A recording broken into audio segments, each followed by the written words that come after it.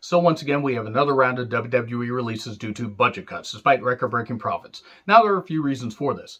WWE could have realized they were going the route of WCW in the 90s and hoovering up so much goddamn talent just to keep them away from the competition, even though the WWE is the pinnacle, pal. And no, not the pinnacle in AEW. And they thought, everybody will want to work here. We can sign everybody from the indies and various other companies, offer them more money. We can have them all under one umbrella, Ella, and now that song is stuck in your head, and they're like, they can take over the goddamn world. And then the pandemic hit, so they were only taping in one particular location, but they're going back out on the road soon. Not that you would know that, because they've been very subtle, only mentioning about 25 million times every hour on their various programs in recent weeks.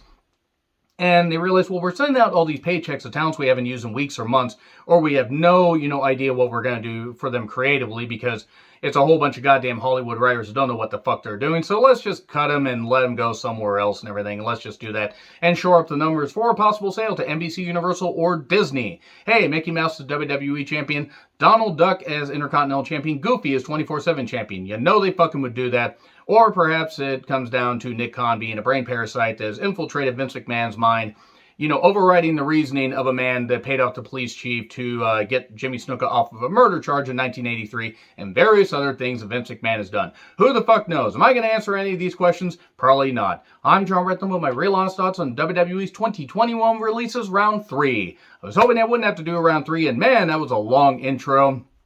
But yes, back here again, talking about various releases. I want to say right now, I get why wrestling companies release people. It is a business. At the end of the day, you have to do what's best for your company. But they are recording record-breaking profits. They're going to be going back out on the road, again, very subtle, only mentioned a certain million number of times during their programs, but they're going to need people when they go back out on tour. And now they're releasing a whole bunch of people, and some of these releases surprised me. Now, a couple didn't, but I was like, what in the world is going on? So I do want to start off, though, with a quote. Here we go with more of the somebody pay for my bills stuff. If you can't afford to pay your bills, maybe you should change professions. That's why I quit Strongman. I loved it, but I couldn't afford to live. So instead of making a GoFundMe or a Patreon, wanting someone else to take care of me, I went out and worked harder than I ever have to get where I am. What happened to being accountable for your own actions? Braun Strowman in late March of 2020. This is right after the pandemic hit. Indie shows got canceled. Various, companies either shut their doors temporarily, like New Japan, completely shut down for, I think, like 3.5, 4 months, basically. And then you had, Ring of Honor, they completely shut down. Impact did studio stuff and stuff like that. And AEW was doing, they were doing shows and everything, but basically the pandemic hit, and it was there's no good time for a pandemic or anything to hit, but the whole point is this took the livelihood and income of many people that have put their blood, sweat, and tears into wrestling and are just trying to make it, paying their dues and everything, and that's what it comes down to. This was from nearly 16 months ago. I hope that Braun Strowman has changed his mind, because he was one of the people that got released, and I was surprised when he got released, but I hope that this gives him some perspective, and he realizes that, hey, he shouldn't have said that, he fucked up, because not everybody is blessed with being 6'8", 6'9", 360 pounds, covering the ground that they walk on. Wait, that was Ernie Ladd, who was better than Braun Strowman could ever hope to be. And the whole point is, Braun Strowman, for a time, he's a Vince McMahon guy. Vince McMahon, in a previous life, wanted to be a bodybuilder. He loves big guys, and Braun Strowman is absolutely everything that he would want in a talent from a visual standpoint. Now, Braun was never great in the ring, but Braun got over as far as how he's presented. And once they put him on Raw, once they rebranded Raw and SmackDown did the brand split and stuff like that, and he was doing squash matches and he was beating up people and he faced Roman Reigns in that series of matches in 2017.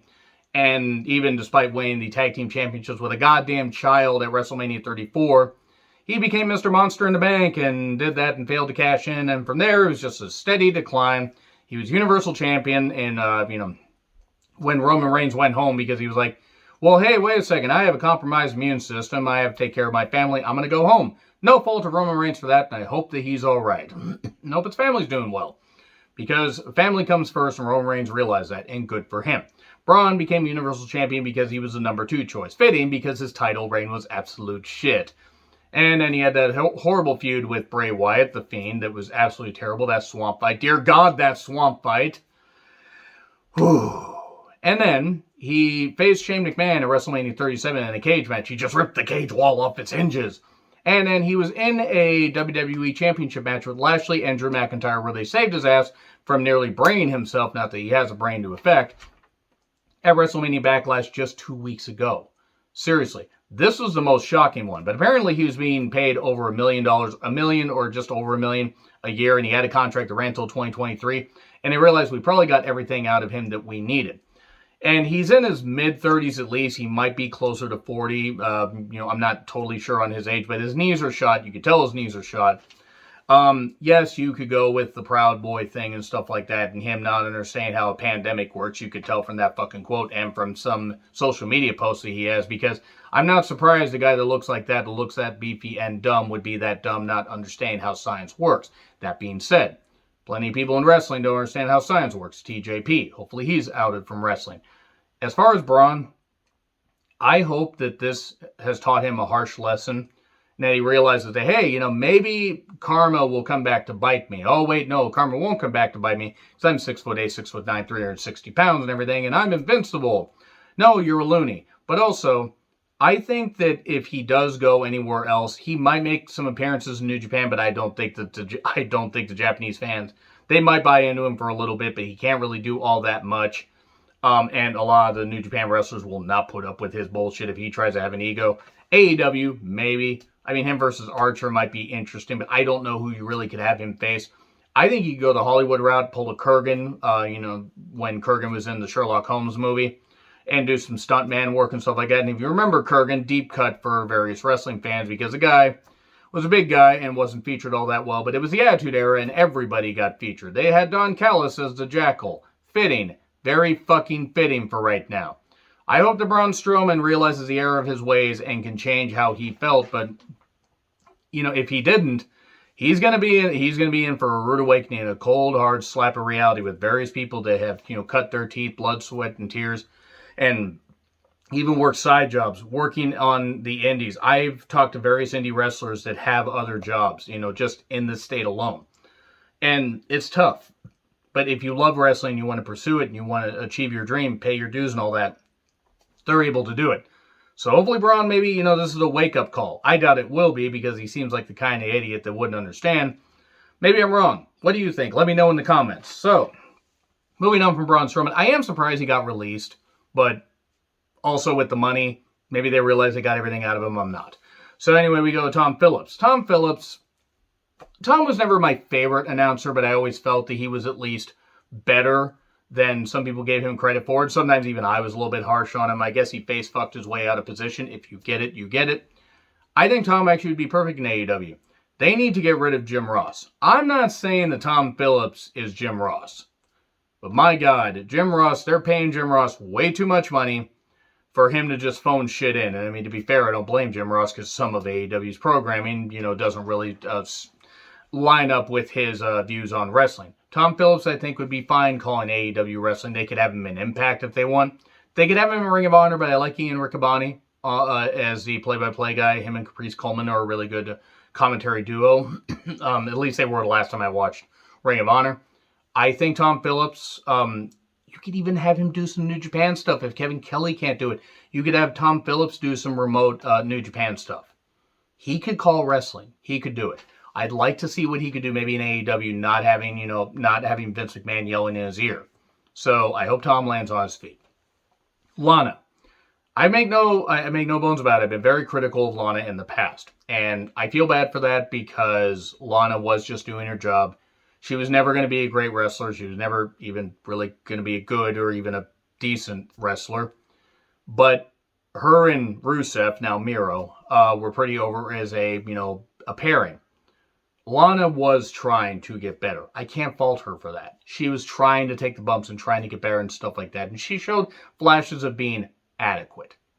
Her best days were as a manager. I hope that if AEW brings her in, they have her be maybe a bit more of an evil version of Lana and team her with Miro, because I think that's the most natural progression. And in all honesty, I think it could help Miro, even though they're featuring him right, even though it took them forever to do that. But Lana surprises me a little bit, because they signed her to a contract, I think, sometime in 2019. for like 5 years or something like that, which I didn't totally understand because, like, why? What purpose? I didn't fault her for getting the money. I just didn't understand why it was for 5 years. But now she's done. I don't wish anybody to lose their job. Well, okay, maybe there's one person on this list I'm not so upset lost her job. But Lana hopefully can get, hopefully can land on her feet, do whatever. She could do Hollywood if she really wanted to. She could do other stuff. She will get some work.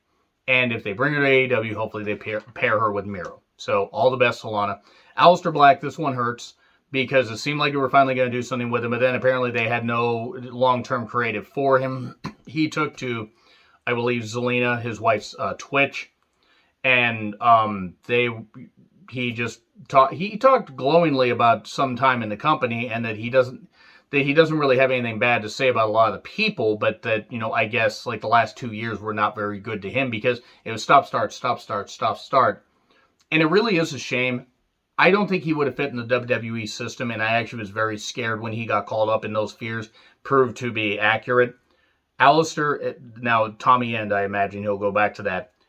If AEW doesn't scoop, if New Japan doesn't scoop him up, if AEW doesn't scoop him up, if Impact, Ring of Honor, AEW, and New Japan are not blowing up his phone, trying to get this guy in, it's going to be disappointing.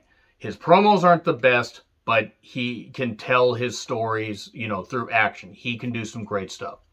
I'm disappointed he wasn't featured better. He was never going to be WWE champion, especially in Vince McMahon's eyes. Even though apparently Vince was high on him, it just was never going to work. But Aleister Black is somebody they could do better elsewhere. Some people will fit in the WWE system better than anybody, like Braun Strowman. Others, I'm not even saying held back. Just they don't fit because it's a different style. So he's going to succeed wherever he goes. And I mean, come on, that first black mask that he hits is going to be really nice. And actually, I would love to see him versus in New Japan. Please have him versus Tomohiro Ishii. Please, I want that. I want that. Give it to me. To quote Nicole Kidman from the Golden Compass, as much as I would love to give it to her, I'm going to move on from this. Aleister Black, wish nothing but the best for him. Ruby Riott, disappointing. She came back from double shoulder surgery. And torn labrums, I think is how it is. Almost said the other word that sounded like late, but moving on. Ruby and Liv, they were a good team. Liv's the only one left. Like, what the fuck are they going to do with Liv now? They weren't really using Liv even with Ruby. I hope Liv isn't one of the ones they released because I think Liv is very marketable. Ruby is marketable. And now she's going to be Heidi Lovelace like she was on the Indies. And she's going to be another one they're going to be blowing up her phone. Stardom could be calling. Ring of Honor, even though their women's division, it's got Angelina Love in it. I mean, how good is your women's division in 2021 if you have Angelina Love in it? Impact has a great knockouts division. NWA, wouldn't mind seeing her there. And I would not mind seeing her in AEW. They need women that are experienced that can add depth to that women's division. But Ruby, Heidi Lovelace, she is going to succeed wherever she goes. Buddy Murphy. Buddy Murphy is somebody that I really feel they dropped the ball on. Him and Ali, that 205 Live match, that Falls Count Anywhere match, or Anything Goes match, whatever it was called, still a standout match as far as modern WWE, and proof that Buddy Murphy could be a guy that you could invest in. And again, New Japan. I mean, NWA maybe. I don't know. I don't know if his style would fit there, but New Japan, AEW, Impact, he could be pretty good in. Ring of Honor, I wouldn't mind seeing him versus some of their talents. But I will say this.